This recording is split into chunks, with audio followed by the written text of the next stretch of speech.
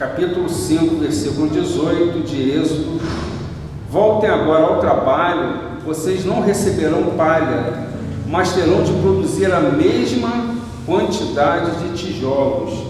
E assim, é interessantíssimo, porque no primeiro momento, quando Deus ordena, né, para que Moisés e Arão comparecessem diante do faraó, e Deus promete que haverá, né, solução para aquele povo já tão, né, escravizado por tanto tempo. E aí no momento que Moisés vai falar com o faraó, e olha a resposta que ele tem: simplesmente aquilo que eles recebiam, que era a palha para exercer o trabalho, agora nem a palha lhe é dada. E aí a gente fica pensativo: bem, os israelitas, o povo de Deus, recebe a promessa de que, né, de Deus, de libertação, mas a primeira resposta que eles têm é totalmente contrária. E aí é interessante porque cada um de nós recebemos promessas de Deus, projetos, enfim, mas ao mesmo tempo, tudo que parece ao nosso primeiro momento é algo contrário. Se vocês se recordarem, o próprio José teve um momento, né, que ele tem um sonho, que os feixes curvavam, se dobravam a ele, enfim, uma série de coisas maravilhosas, né, diante do sonho que ele tinha. E a primeira situação que veio foi qual? Simplesmente ele é vendido, depois é assediado, vai parar na prisão. Tudo parece de forma contrária. E aí cabe a cada um de nós perseverar dentro daquilo que Deus traz de foco, porque o servo e a serva de Deus, às vezes eles estão na igreja e eles oscilam muito, eles têm um sobe e desce de uma maneira incrível. Olha, não, hoje Deus falou para mim, eu vou crer e agora eu tenho toda a força do mundo. Aí você passa um período de silêncio e tudo aquilo se esvai, e não funciona assim na nossa própria vida. A promessa de Deus, ela permanece de pé, e Deus, ele utiliza os problemas para desenvolver nossa paciência e caráter, ensinando-nos a confiar que Deus fará sempre o melhor na nossa própria vida, né? E aí, pulando para o capítulo 6, a partir do versículo 9 ao 12, 6, desse modo, Moisés falou aos filhos de Israel, mas eles não deram ouvidos a Moisés por causa da angústia de espírito e da dura escravidão. E o Senhor falou a Moisés dizendo: vá e diga a Faraó, rei do Egito, que deixe que os filhos de Israel saiam de sua terra. Moisés, porém, respondeu ao Senhor, dizendo: eis que os filhos de Israel não me têm ouvido, como pois me ouvirá o Faraó, e não sei falar bem. E aí nós temos a seguinte questão: bem, os próprios israelitas, eles já não queriam mais ouvir as promessas de Deus. Por quê? Porque na primeira promessa eles só conseguiram obter mais trabalho.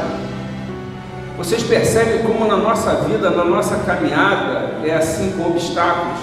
No primeiro momento você tem a promessa de Deus, e aí você tem a seguinte perspectiva: bem, agora nós teremos uma crescente, os sonhos de Deus, as promessas de Deus se cumprirão, e aí você fica totalmente tranquilo.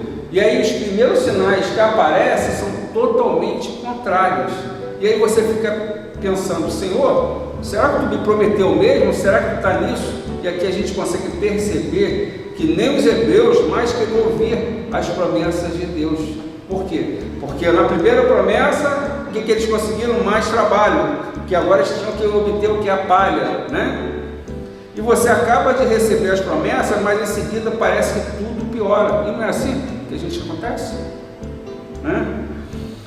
Tem momentos que os nossos olhos, eles devem ficar apenas no Senhor, porque se nós tirarmos os olhos do Senhor, a depressão, a ansiedade, a angústia e todos os sentimentos negativos, eles só vão te colocar para baixo. Por isso que Deus coloca para que todos nós olhemos além das circunstâncias, porque as circunstâncias ao nosso redor, às vezes elas se apresentam da pior forma, e Deus é um Deus de sobrenatural, do além daquilo que nós não podemos ver, né?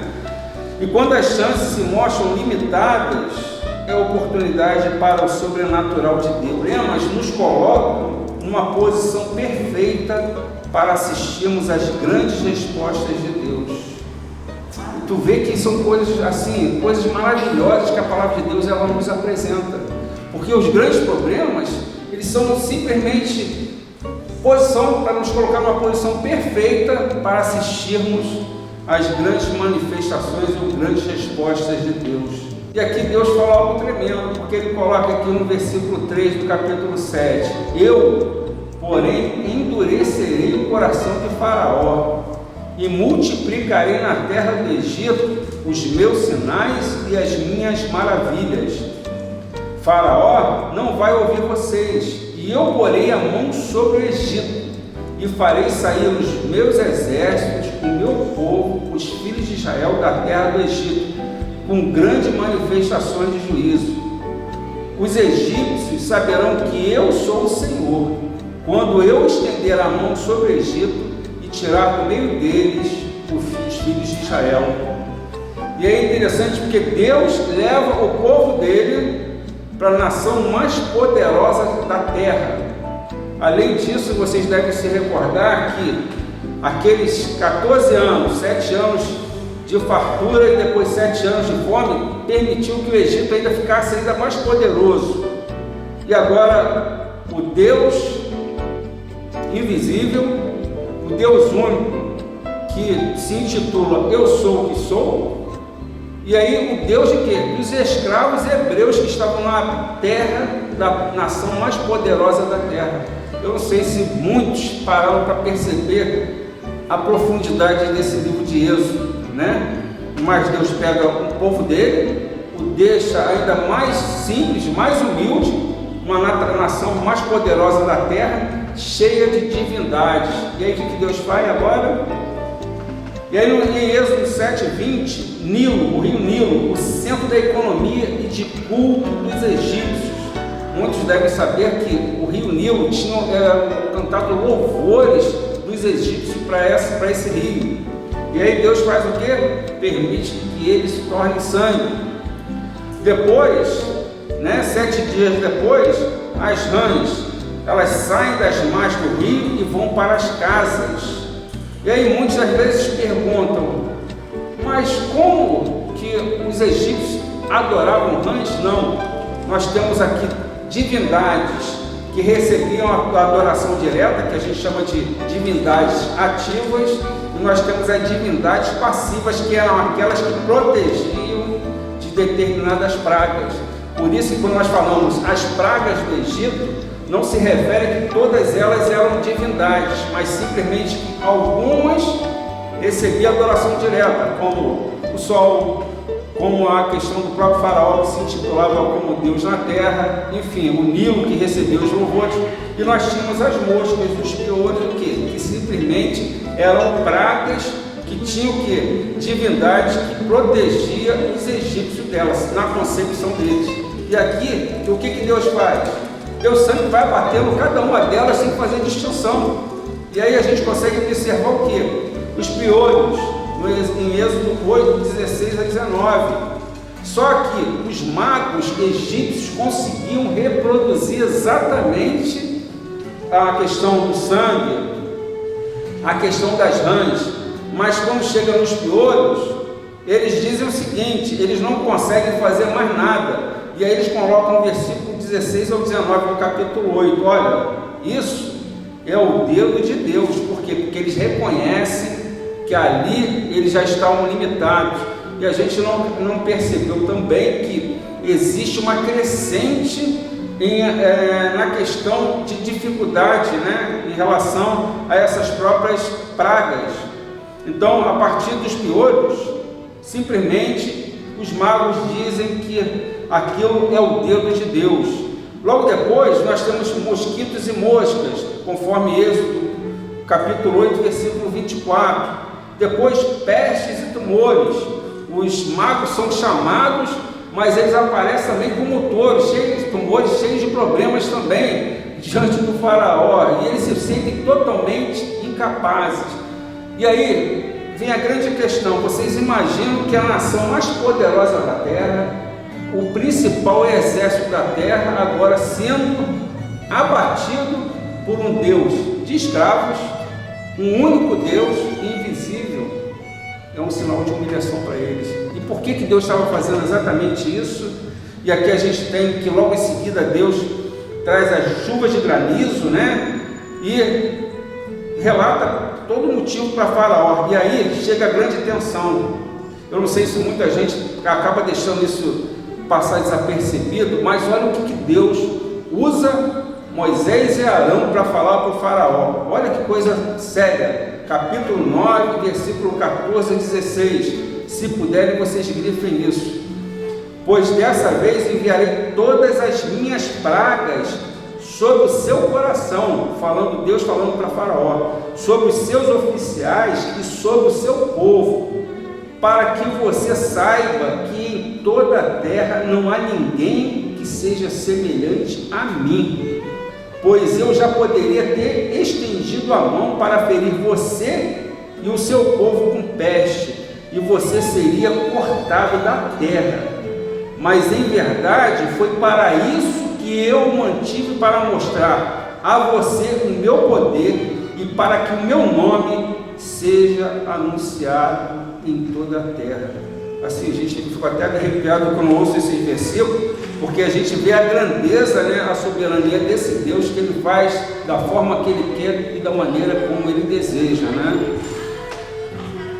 E nós temos logo em seguida a praga de gafanhotos. Eu não sei se muitos sabem, mas os gafanhotos é uma praga, uma peste, que ela é terrível. Por quê? Porque por mais que eles que eles estejam comendo, ao mesmo tempo vai liberando, então é insaciável, aquilo não para. Por isso que eles conseguem exterminar ou dizimar qualquer tipo de plantação rapidamente, porque você pode observar que outros animais, eles comem e se saciam, eles não. A praga de gafanhoto, né, vocês pararam para estudar como é que funciona, os gafanhotos, eles absorvem e ao mesmo tempo eles já lançam fora, e eles continuam. Por isso que eles são terríveis nesse sentido. E aí depois nós temos a questão do que? O dia se torna em trevas. E agora nós temos a última derradeira, que é em Êxodo 11, versículo 6 ao 7, né? Que é a questão dos primogênitos. O filho de Faraó, o mais bem guardado de toda a terra, o filho daquele que se intitula como Deus na terra, acaba não conseguindo proteger o próprio filho, mesmo diante de um exército totalmente poderoso. E aí nós não podemos esquecer que, na época do nascimento de Moisés, Faraó deu ordens para matar os meninos e logo depois para serem atirados ao Rio Nilo. E Deus não deixou que isso passasse desapercebido, né? Deus é um Deus de justiça. Capítulo 12, versículo 14. E aqui nós temos a instituição da Páscoa. Capítulo 12, versículo 14. Este dia lhes será por memorial, e vocês o celebrarão como solenidade ao Senhor, de geração em geração. Vocês celebrarão este dia por estatuto perpétuo. E assim, muita gente não sabe, né? Porque a ceia do Senhor é um memorial que representa a Páscoa que nos trouxe a libertação e um novo estilo de vida em Cristo. Então, assim, quando nós temos ao longo de todo o Antigo Testamento as profecias se referindo ao Cristo que viria, ela deveria acontecer o quê? A crucificação dele exatamente na Páscoa. Para quê? Para que ela tivesse a representatividade da Páscoa do Antigo com o Novo. E muita gente às vezes não se detém com isso. Mas o que significa a ceia do Senhor? É como nós estivéssemos celebrando esse momento de libertação daquela crucificação de Cristo. E todas as igrejas, o que elas fazem? Elas fazem isso mensalmente. Mas a ceia do Senhor é um memorial que representa claramente a Páscoa. Por isso que nós temos o quê? O sangue do Cordeiro, nós temos exatamente o madeiro em tudo isso, né? E aqui nos cabe a partir de agora, a nossa parte agora é confiar nele e aceitar o seu presente de vida eterna. Então, no versículo 23 para baixo, no capítulo 12, versículo 23 ao 27, porque o Senhor passará para matar os egípcios, quando, porém, enxergar o sangue na viga superior da porta, e em ambas as ombreiras, o Senhor passará por cima da porta, e não permitirá que o destruidor entre na casa de vocês para matá-los. Portanto, guardem isto por estatuto para vocês e para os seus filhos para sempre. E quando estiverem na terra que o Senhor lhes dará, como prometeu, observem este rito. Quando os seus filhos perguntarem que rito é este, respondam: é o sacrifício da Páscoa ao Senhor, que passou por cima das casas dos filhos de Israel no Egito, quando matou os egípcios e livrou das nossas casas. Então o povo se inclinou e adorou. E aqui nós temos algumas representatividades. O cordeiro assado sobre o fogo representa a proteção e provisão de Deus para o seu povo. As ervas amargas, elas representam o período de dureza, de escravidão, de amargura que aquele povo passou durante aquele período no Egito. Os pães sem fermento representam uma rapidez da partida. Não havia tempo para deixar o fermento crescer. Vocês lembram que quando o faraó deu a ordem para que eles saem de forma rápida. E o sacrifício de Cristo ele teria que acontecer exatamente nesse período da Páscoa. E a gente vai ver agora aqui alguns pontos e o motivo porque esse link e essa ligação existe entre a Páscoa do Antigo e do Novo. E por que Cristo ele só se dá a revelar de quem ele era realmente, o Cristo perto da Páscoa. Eu não sei se muitos já pararam para perceber sobre isso, eu fico assim grato porque eu recebi até algumas mensagens de alguns pastores até de alguns estados, exatamente que vocês têm divulgado isso através do Facebook, enfim, do YouTube, e eles têm falado que isso tem enriquecido bastante a forma até para eles pregarem. Amém. Que as mensagens sejam acrescidas dentro da palavra de Deus, mas que elas sejam bênção para outras vidas, Então a gente não vê porque a palavra não pertence a cada um de nós, A Bíblia é do Senhor, a Escritura Sagrada é do Senhor. E aqui é interessante porque vamos pegar aqui o Antigo e o Novo Testamento. O sangue do Cordeiro nos umbrais das casas. E aí, esse sangue do Cordeiro ele está no Antigo Testamento, mas o sangue de Cristo no madeiro na cruz. E a morte não tinha poder sobre o Cordeiro. O Egito, que representa o mundo ímpio, o qual se opõe ao povo de Deus hoje. E hoje o que nós temos? Nós temos claramente que, como a gente já falou aqui outro dia, sobre o sistema, quando a gente fala de mundo, a gente fala do sistema, uma série de padrões morais, com tipo de conceitos que nós sabemos que são contrários à palavra de Deus. E aí esse mundo ele tenta de alguma forma fazer com que nós tenhamos adesão sobre esse modo de vida ou essa perspectiva de vida, e Deus não quer.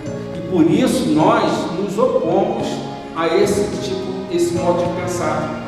Por isso que Deus, claramente ele fala que a igreja dele, o povo dele não pertence a esse mundo. Não estamos falando de natureza, mas estamos falando do sistema mal que simplesmente se opõe ao povo de Deus, E a Israel é a igreja conduzida e protegida por Deus. Israel é a igreja de Deus no Antigo Testamento, é o povo de Deus no Antigo Testamento, que agora, Faraó é o tipo de Satanás que busca oprimir e escravizar o povo de Deus. Moisés é o líder no Antigo Testamento e Cristo é o nosso Senhor no Novo. A travessia do Mar Vermelho, ela representa a ressurreição. E aí por quê? Porque os israelitas, eles tinham uma vida, um estilo de vida até aquele Mar Vermelho, mas simplesmente no momento que aquele principal exército de toda a terra, ele sucumbe ali, eles têm a partir daquele momento, aquela travessia do Mar Vermelho, uma nova vida, e aí é representado claramente sobre o batismo. Por isso que cada um de nós, quando nos batizamos, declaramos no mundo espiritual que nossa vida antiga se foi e nós estamos abertos para uma nova vida aliançada com o Senhor. E a partir de agora, nós não somos donos de cada um nem é dono de si próprio, nós pertencemos ao Senhor. Por isso que Ele estabelece tudo aquilo que vier contra você, coloque no altar do Senhor, porque é Ele que toma conta de você, E aqui nós temos também, nesse capítulo 12, capítulo 13, versículo 17 e 18, eu não sei se eu ainda tenho muito tempo, capítulo 13, versículo 17 ao 18, quando o faraó deixou o povo ir, Deus não os levou pelo caminho da terra dos filisteus, embora fosse mais perto, pois disse, para não acontecer que, vendo a guerra, o povo se arrependa e queira voltar para o Egito. Versículo 18 do capítulo 13. Porém, Deus fez o povo rodear pelo caminho do deserto, perto do Mar Vermelho, e os filhos de Israel saíram do Egito organizados como um exército. E aqui, ao invés de Deus guiá-los pelo caminho mais curto, escolheu o mais longo. E aí, nem sempre, eu não sei se vocês já pararam para refletir sobre isso, mas nem sempre Deus trabalha da forma que nós pensamos ser a melhor. Por isso que nós temos às vezes dificuldade para entender o pensamento de Deus. Não sei se vocês já pararam para pensar nisso, porque a gente às vezes fala assim, Senhor, Tu promete alguma coisa, mas os Seus caminhos são tão diferentes do nosso, e assim, o que a gente precisa? A gente só precisa prosseguir confiar, pois a gente sabe, cada um de nós tem a convicção de que Ele fará o que é melhor e mais seguro nesse caminho que Ele escolheu para a nossa própria vida, E aí nos capítulos 21 e 22 desse capítulo 13, e o Senhor ia diante deles durante o dia numa coluna de nuvem para os guiar pelo caminho, durante a noite numa coluna de fogo para os iluminar, a fim de que caminhassem de dia e de noite. No versículo 22, a coluna de nuvem nunca se afastou do povo durante o dia, nem a coluna de fogo durante a noite. E aí eu acho isso maravilhoso. A coluna de nuvem nunca se afastou do povo e também a coluna de fogo também não, E aqui o Senhor foi à frente de Israel e a nuvem apontava o caminho a seguir, E Ele protegeu o seu povo no caminho e estava ao seu redor. E aí Deus sempre quer o melhor para cada um de nós, independente da situação. Ele nunca nos deixa sozinhos ou isolados em situação alguma. Eu não sei se alguém tem dúvida em relação a isso, mas eu não tenho qualquer dúvida em relação a todas essas questões. Por isso que o povo de Deus não vive por circunstâncias, mas nós vivemos exatamente confiando na palavra, naquilo que Ele prometeu para cada um de nós, No capítulo seguinte, no capítulo 14, versículo 13 ao 14, e aí nós temos a travessia do Mar Vermelho, e Deus anuncia, a queda dos egípcios. E aí no versículo 13 do capítulo 14, Moisés, porém, respondeu ao povo: não tenham medo, fiquem firmes e vejam o livramento que o Senhor lhes fará no dia de hoje, porque vocês nunca mais verão esses egípcios que hoje vocês estão vendo. O Senhor lutará por vocês, fiquem calmos. Me lembra exatamente daquela passagem do segundo livro de Crônicas, capítulo 20, de Josafá, Simplesmente vocês não precisam, nessa batalha, não precisam, Ele já deixa nas minhas mãos. Enfim, o que vocês podem fazer, façam, mas o que vocês não tiverem que fazer, não tiverem como se... Deixa na mão do Senhor o que Ele vai fazer, E aqui, Êxodo 14:4, Deus permite a perseguição do faraó e deixa o seu povo em situação difícil. E vocês já pararam para perceber, ou para pensar, ou para analisar que em algumas situações a gente imagina claramente para que o sobrenatural, para que a mão poderosa dele possa surgir, possa aparecer, porque senão simplesmente vai ser a mão da Marlúcia, da Alexandra, da Ida, mexendo, se movimentando e resolvendo. E aí, qual a experiência e qual o nome, qual a adoração que você dará para ele? Nenhuma. Por isso que Deus permite que nós, às vezes, nos encontremos numa situação tão complexa, tão difícil, e que você fala assim: só tu, Senhor, para me livrar dessa situação, porque não vejo qualquer saída. E aí nós vemos o agir de Deus, né? Independente da gravidade do problema, Deus está sempre no controle. E aí nesse capítulo 14 ainda, no versículo 19, acho que eu consigo terminar no tempo exato. Então o anjo de Deus, que ia diante do exército de Israel, se retirou e passou para trás deles. Também a coluna de nuvem se retirou de diante deles e se postou e se colocou atrás deles. Eu acho esse versículo assim uma coisa excepcional, sabe por quê? Porque a gente aqui observa o seguinte: o anjo que ia na frente, na posição de guia, e agora ele vai para a posição, para trás, com proteção. E assim é a nossa vida com Deus, Ora Deus está nos direcionando para algo, ora Deus está nos protegendo de algo. E a gente às vezes parece que não percebe esses detalhes da Escritura Sagrada de Deus, que é tão maravilhoso, ela é tão surpreendente, que ela acaba nos emocionando, porque a gente consegue perceber em apenas um versículo o anjo de Deus que adiante se retira e passa para trás. A nuvem que adiante se coloca também na parte de trás. E assim nós vemos a proteção de Deus em todo instante, ora nos direcionando, ora nos protegendo, ora nos guardando em todo o caminho, E mais à frente, no capítulo final, na parte final, os versículos 30 e 31, para encerrar: assim o Senhor livrou Israel naquele dia das mãos dos egípcios, e Israel viu os egípcios mortos na praia do mar. E Israel viu o grande poder que o Senhor havia usado contra os egípcios, e o povo temeu o Senhor e confiou no Senhor e em Moisés, seu servo.